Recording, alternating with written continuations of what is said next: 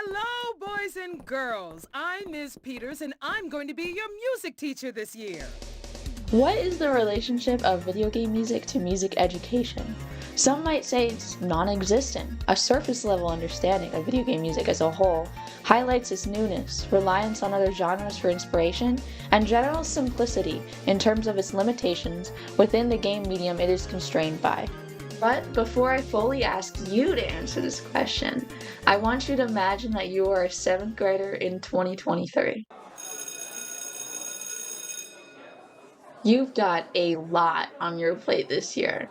Math just got really hard. You have a big soccer game this weekend. You just remembered your locker combination after forgetting it for 2 months because you were too scared to ask the teacher to say it again to you. But right now, none of that matters because you're focused on the biggest thing: beating your high score in Subway Surfers. The world disappears around you as your character dashes between cartoonishly fast-moving subway cars. Both earbuds are fully in. Not just one, not just half in, fully in. You are in the zone. The music is grooving and ever looping, and the beat is pushing you forward, closer and closer to that high score. But suddenly, it's all interrupted with a light tap on your shoulder.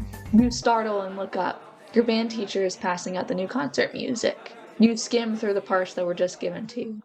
English folk song suite by Ralph Williams, it looks like. You don't know who that guy is. El Capitan by John Philip Sousa. I think you played one of his marches last year.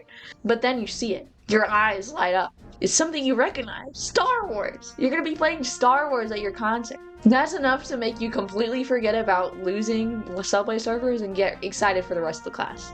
As you play through the rest of the pieces, you begin to enjoy them as well. You didn't recognize who those composers were, but when you play them, they're actually fun, and you want to play them again. After class is over, though, those earbuds are right back in because you gotta get into Subway Surfers, and there's only 10 minutes until the next period. At first glance, there doesn't seem to be a lot connecting the poppy, fun, looping music of Subway Surfers to the revered, serious, and educational works of Vaughan Williams and John Philip Sousa Middle School Concert Band. They are of really completely different genres, composed for completely different people, completely different times, for completely different purposes. El Capitan and English Folk Song Suite are considered serious music that young people should be and will be studying and performing to learn from. Whereas the music of Subway Surfers is purely for entertainment. It's just for fun. If you were to hear it on a stage at a concert, either someone was making a joke or something went horribly wrong behind the scenes. The only reason Star Wars gets away with being an arrangement is because John Williams is a reputable and very well-known composer who wrote for orchestras, so the arrangement is not super hard to comprehend. Countless other bands have played this arrangement, and most importantly, the Star Wars arrangement is considered the fun piece of the concert. John Williams is there to entice the students to play, but Vaughan Williams and John Philip Sousa are what they're actually supposed to be learning. The reasons for not including the music of Subway Surfers along the works of John Williams, let alone the works of Vaughan Williams and John Philip Sousa, are pretty obvious. It doesn't use traditional orchestration, opting instead for a combination of guitars, synths, and percussive sounds. The music is relatively short and looping since it's in a game setting where you're going to be resetting all the time. And most importantly, it's music from a game, which generally is not viewed as super complex or prestigious, especially if it's a mobile game, which is what Subway Surfers is. Using this reasoning, it doesn't seem like this music could have any external or educational value, even when examined in an early educational setting like a 7th grade band classroom. However, YouTube comment sections full of what are likely many children would like you to think otherwise. One of the most viewed uploads of the Subway Surfers main theme has over 463,000 views and 422 comments filled with a bunch of people doing their own basic music analyses of this piece. Are these analyses all that deep? Nah, of course not. Some link to sections of the song or discuss relationships to other music to reinforce their arguments about the music's worth, but most just generally talk about how the music makes them feel. Do they represent, however, an overwhelming belovedness and engagement with this music that should be, by all accounts we spoke of earlier, strictly constrained by the game it's in? Yes, they do. This analysis goes beyond just YouTube comment sections, however. There are countless amateur arrangements on MuseScore that feature interesting combinations of instrumentation to orchestrate this groovy tune, all with comments and criticisms of their own within their comment sections. People are then taking these arrangements and creating their own covers of just this one theme and uploading them onto websites like YouTube. Additionally, a further exploration into the music of this game reveals that there are 72 versions of this original song that have been composed over the years in accordance with different events in-game, keeping the catchy yet simple theme seeming fresh in the ears of its young listeners. I actually took a listen to these 72 themes myself and found 45 of them to be musically unique remixes, with the remainder generally just changing one segment of the original theme from the beginning or middle section, which I still think is pretty impressive considering that the original theme has relatively bare-bones melodic and harmonic movement. These variations all differ in subjective quality, but have definitely grown in uniqueness and complexity since 2021, highlighting a more recent prioritization of music in this game. So there is clearly something about this music that has a significant external meaning to its listeners. This interest in the music was incited by the interest in the game, but the interest in the music has stayed relevant and triggered many of its listeners to willingly engage with the theme outside of its medium because of certain musical features that we have yet to explore within this music. Additionally, the original theme has been expanded and explored through variations and remixes, which have been augmented by their recent growth of complexity in association with the ludonarrative in-game. But do these factors alone give this music enough meaning and relevance to be studying in various levels of academic circles?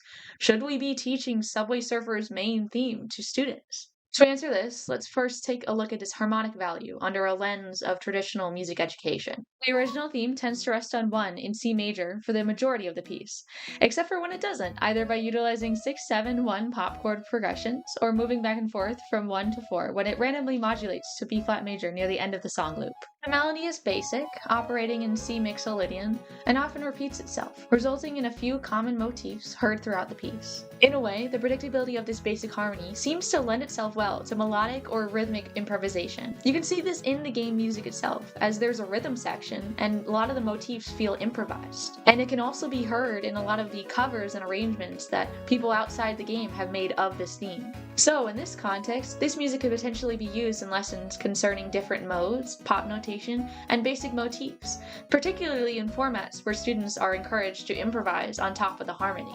The rhythm of this piece, however, is not as basic as the harmony. This music is rich in examples of syncopation, particularly in its motifs. This provides a great opportunity to allow students to explore and fully understand complex rhythms, something that a lot of students have trouble with. Further study of this theme's many variations could be used to teach students how to vary their own themes interestingly and effectively. These variations feature more complex harmonic movements and less opportunity for free improvisation, and some could even be expanded to orchestra or concert band with the right arranger. Live performance of the original theme would be relatively simple to orchestrate in a jazz band setting, thanks to already existing amateur arrangements. These are all suggestions that correlate with a traditional understanding of how we teach music in an early music educational setting, but I think there's some value in interpreting and examining this music with its relationship through the game. The percussion used in the original theme has energy and life despite being MIDI files played on a keyboard, and works together to produce a locomotive-like backtracking to gameplay, which makes sense in a game set in a subway. The use of non-traditional instruments like record scratches are interesting and contribute to the wacky vibe in-game. The mixing of instruments is professional and stylish, especially in recent variations of the theme. These are all valuable aspects of the music that make it sound good, but require a technical and expansive knowledge of electronic music making software, which is often not something that's taught or discussed in K-12 music education. I say all this to add complexity to my original simple question I asked at the beginning of this video, which was what was the relationship between video game music and music education? And to illustrate that I am of the opinion that this relationship, while not valued by academia in the music curriculum right now, is actually very prevalent and should be looked at more. Formal music education, as in the one you receive in the classroom through K through 12 school, in the college classroom, when you're talking about music history, music theory, analysis, focuses on a very narrow subset of Western classical oriented and Eurocentric pieces that is designed to teach you what music you are supposed to be valuing inside the classroom and in public. To deviate from this, you have to deviate from the norm, because the norm is Western classical, Eurocentric. To get something different, you have to opt to go different. But when we look at informal music education, which is when people actively pursue music educational information outside of a classroom, it is filled with the evidence that the music that modern day kids really engage and embrace is from the media that they consume. And with roughly 97% of them playing video games at least 1 hour a day, this means they are heavily engaging with video game music. So I think it's time to bridge the gap. We should be bringing video game music into the music classroom. Even the most simple seeming soundtracks, such as Subway Surfers, exhibit cultural and musical depth and value at a level that is nearly unparalleled by other genres in modern day society. It's a shame that our instinct is to immediately dismiss these pieces as being lesser than traditional repertoire, because by doing so, we greatly limit our understanding of the current cultural and musical zeitgeist. Studying video game music outside of the game medium has the potential to act as a bridge for greater appreciation and deeper understanding of music in general, allowing kids to feel more connected to the music they already love, and give them the encouragement to explore other genres. By including game music in the curriculum, we also make the formal study and practice of music more accessible to those who may feel disconnected or not represented by the Eurocentric Western classical version we often tend to teach. For these reasons, I believe it is paramount to implement this music in creative ways in formal music educational settings. To fully convince you if you're not completely on board with this idea yet, this video is operating as an introduction to a series of videos where I hope to explore the various interesting facets of video game history, impact on wider culture, its connection to other musical genres, and its ultimate relevance in a formal music educational setting, in an attempt to argue that video game music is worth teaching and studying at any level, even if it's just for fun. Thank you, and I'll see you in the next video. Bye!